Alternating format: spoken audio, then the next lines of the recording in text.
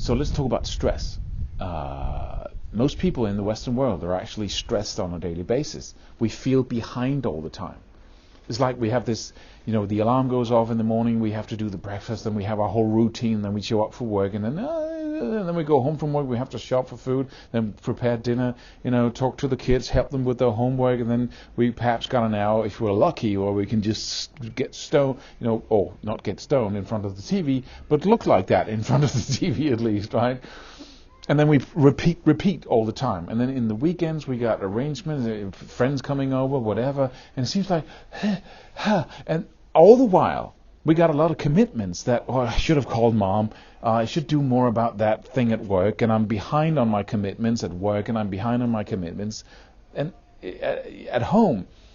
And we feel behind. How is that possible, right?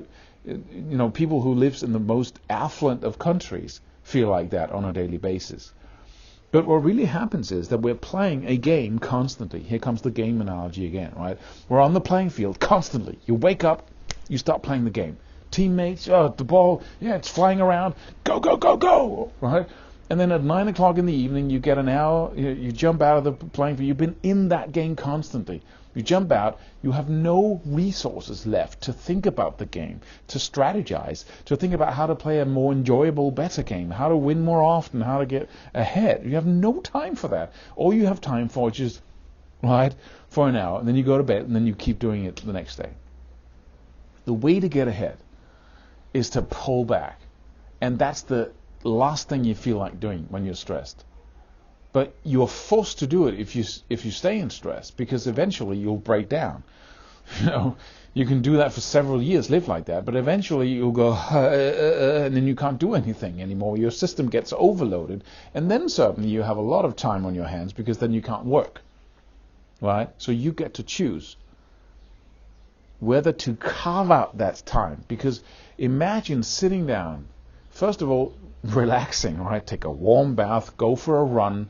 If you have one day by yourself, first prepare yourself by running. That will calm your mind down and get all this down, right? When the body is satisfied, tired in the right way, because it moves, because you give it the right thing, you drink enough, then you can start really looking at what is happening. But you have to make that a ritual.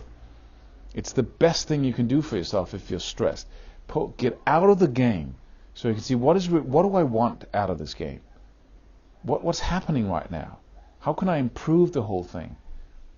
And talk to others about it. But you need to spend time on it. And that's what we never do. We spend time on pleasure because we try to compensate for the fact that we're stressed. So we eat ourselves out of it, because when we eat, it's like, because stress is physical. It's in your gut. And when you eat, relax, drink, smoke, whatever, then you tend to relax. So that's where we go when we're stressed. But instead, we must carve out time. You must say, stop the clock. I need to think about what is going on. Imagine a football team that's constantly on the playing field. You're going to wear it down, and it's going to be a stupid football team because they never think about how they play.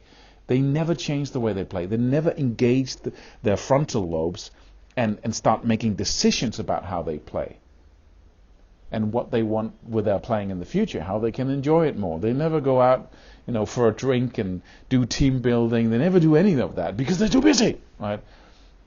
And if you ask them, hey guys, maybe you should just get out of the playing field. We can't go out of the playing field. We need to score. We need to win, right? There's no time. Right? Just think about how out of control that is. We're adult human beings, and we make a few choices about what job to get, what family to create, and who to be with, and then suddenly, after just a couple of choices, we have no more choices to make. I cannot make any more choices now. I'll make choices when I'm 60, because then the kids will have moved out, and I got some pension waiting perhaps. Then I can make choices about my life. Right now, I have made these few choices, and I'm an adult human being, and I have zero control over my life. Zero. I'm just reacting every single day to what goes on. Is that really the situation? Is that really true? Or do you have a choice? And when you make that choice, it's the first choice is to make time for yourself so you can go for that run, calm down your mind, take a long warm bath, meditate, whatever brings you out of that state of stress, and then start thinking about, what do I want for my life? And you get out of that illusion that there's nothing to do. Right? And if you're provoked by my thought about it's an illusion that there's nothing to do, then you need to do something. Right? You're not a victim to your own choices. You can make new choices, but the only way to do that is to get out of stress, get out of the playing field, and then start strategizing and having some real thoughts about what you want and what you can do. Small things you can do to get to where you want to go. Think about it. And then I'll see you in the next video after you've subscribed to this channel and left a comment below here. Thanks.